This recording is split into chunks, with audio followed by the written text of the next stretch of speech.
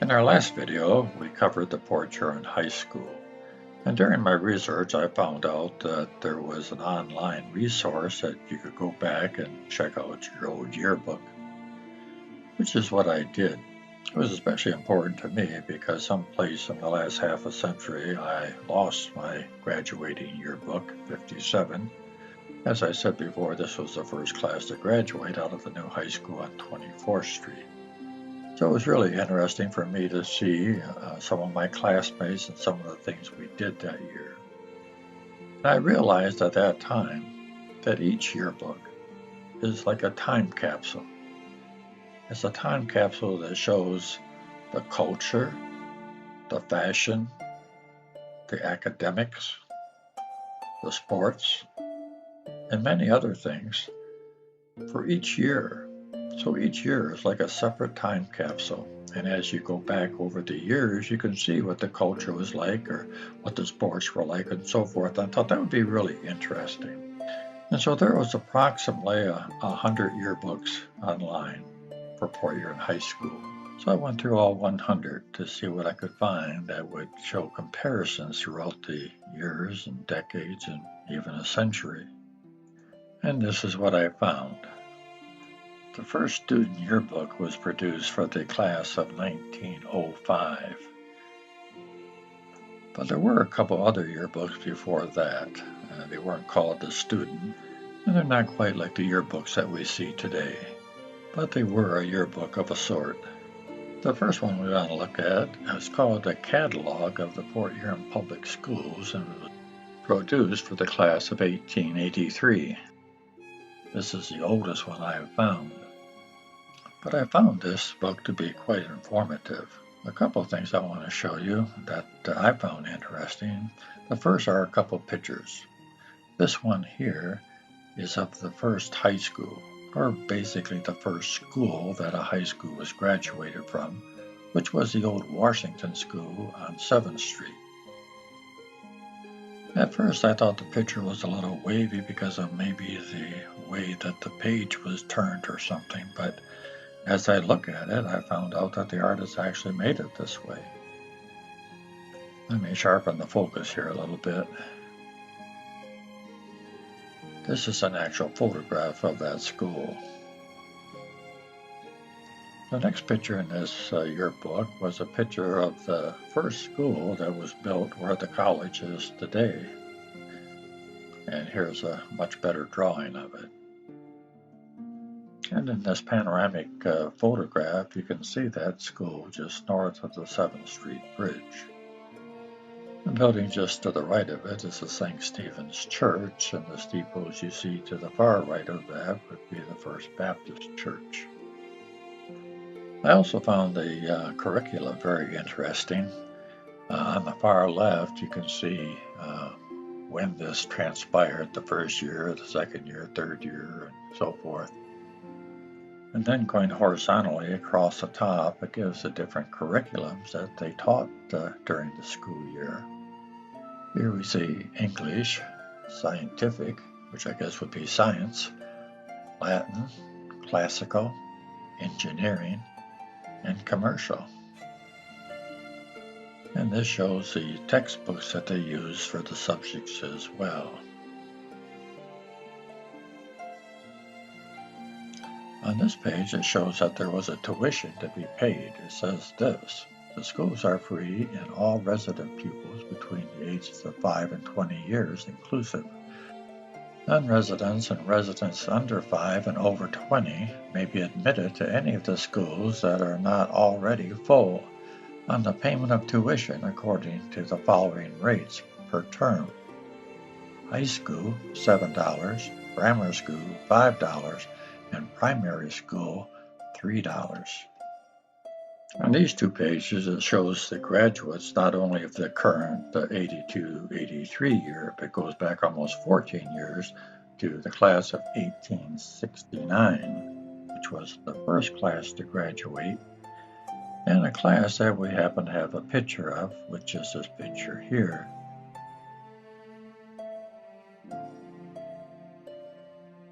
The next two items we want to look at aren't really yearbooks. It's more of a school newspaper, like the Lighthouse.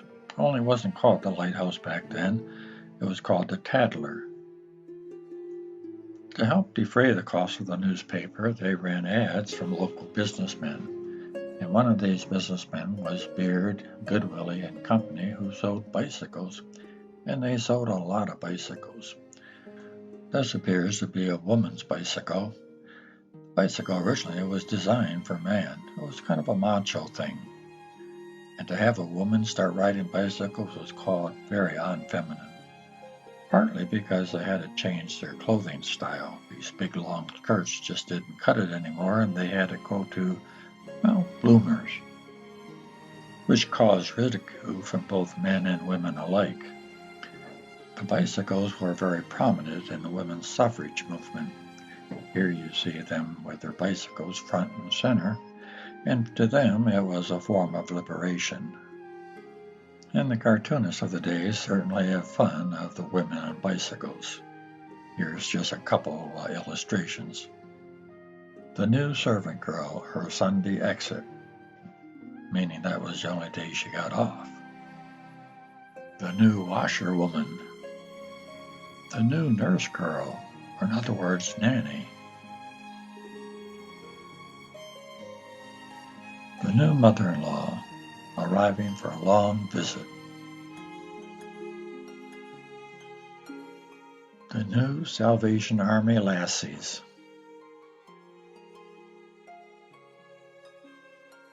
And last but not least, the new widow. Here we see delivery to Beard, Goodwillie and Company of 500 bicycles. And I'm sure many of them went to women. Beard, Goodwillie and Company was at 312 and 314 Huron Avenue on the east side. And today Ben Furniture is at 314, so this gives you an idea where it was at. There were many other things in this paper that interested me, but there were a few tidbits, as you can see here. Let me share a couple of tidbits with you. The reason for the lack of information in this paper might be from this tidbit right here. It seems strange that with such a membership our high school has, and such a number of brainy people included in the membership, that the editor should have any difficulty in filling the columns with contributions from the scholars. But such is the case, and it is only by the hardest kind of work that we can secure any contributions. Write anything. The most commonplace articles are sometimes the most interesting. Write today. Don't wait until tomorrow, or you'll never get it done. Well, they complained about the students, and now they're complaining about the blackboards. Something should be immediately done in regards to the blackboards in all the high school rooms. They are so greasy and have so many cracks in them that it is nearly impossible to make a legible mark. Last year we were promised slate boards. Measurements were taken, and there it rested. The Board of Education seems to have a queer idea of economy. New boards will have to be put in sometime, and they'll cost as much then as now. But the board needs stirring up about such matters, and the sooner it is done, the better. Now here's a tidbit where they're complaining about the rules. The recent order of the superintendent requiring the removal of hats in the halls of the high school building is, to say the least, extraordinary. The removal of hats in halls and elevators of public buildings has long been a mooted question.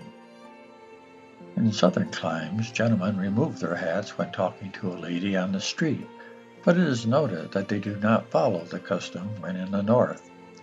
Many physicians of note contend that the exposure of the uncovered head in the draughts of an elevator or hall is injurious.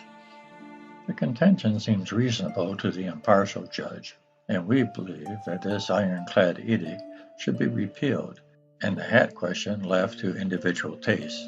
The instinct of the gentleman will be then shown without coercion. All right, one more tidbit. Let's see what they're complaining about this time. The nerve of one of the senior boys is without comparison. Just before our last number was published, the aforesaid boy came into our office during our absence and changed copy which was pertaining to him so that it read as a roast on one of the editors. On being charged with it, he indignantly denied it and offered to whip the whole crowd. But as his writing cannot be imitated, and we had the changed copy, there could be no doubt of the culprit. Should this happen again, his resting place will be the bottom of the Black River, and he'll have a dead cat for a monument. I guess dead cats didn't make very good monuments back then. The next publication we want to look at is the school newspaper, the Tattler, covering the 98-99 school year. That would be 1898, 1899. And the thing I thought that was unusual about this paper is on the very front page it opens up as the goings-on and what happened in police court. Not exactly what you would expect on a school newspaper. There were also other articles in this newspaper I thought were kind of strange for a high school. This one here is entitled Higher Education, which isn't too strange in itself for a title, but the article itself was pretty deep for a high school student. Then on the other page it says Uncle Sam, Imperialist, another pretty deep article for high school. And in this article it says the review, results, and lessons taught by the late war, of course referring to the Spanish-American War. Not something you would see in the Lighthouse paper today, I'm sure. We do have a list of the class officers, but not the students, and of course I have the names of the editorial staff.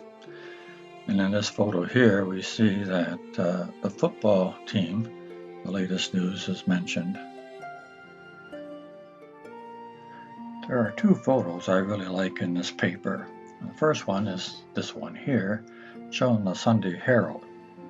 Now that goes back a ways. The second picture that I like is the second Port Huron High School that was built at the college location. All the pictures I've seen of this school are close up like this photograph right here. But this one was taken almost a block away, so it gives us a good idea of perspective. That's River Street going off to the left, and that's Erie Street going off to the right. And of course you can see the school, and in the foreground there, that small building, that's the outhouse. It's not a great picture, but I'm happy to add it to my collection.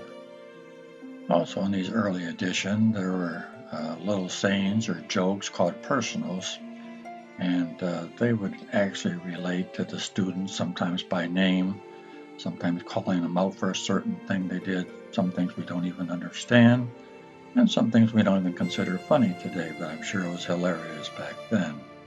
And some things that are offensive today that weren't back then. For example, at a Tattler meeting, the editor says, "What's all that noise and swearing in the next room?" The assistant says, "Oh, that's just Johnstone writing his essay on the Jews to read in Sunday school." I'm sure this would be offensive to the Jewish community today.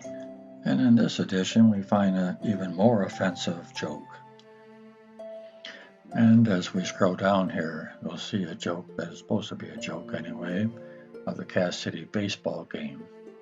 And you can see where this would be deeply offensive today to the Afro-American community. One of the purposes of this video is to show the comparisons over the years and decades and even a century of what it was like back then and what it's like today. There's no comparison. I mean, obviously, this was not offensive to the students. It was not offensive to the faculty, the principal, and not to the parents. It was a time when you heard things like this and sometimes spoke things like this. It was a different culture and a different time, but I know I was shocked when I saw this. Also, something else that could be considered offensive today is this ad for Jason Sanborn Coffee. It shows two small Afro-American children wearing flour sacks. Now, this is offensive in two ways. Obviously, it's showing or referring to poor people because all they had to wear was flour sacks. And the fact that they're saying that the Afro-American children were the poor people, so a double whammy.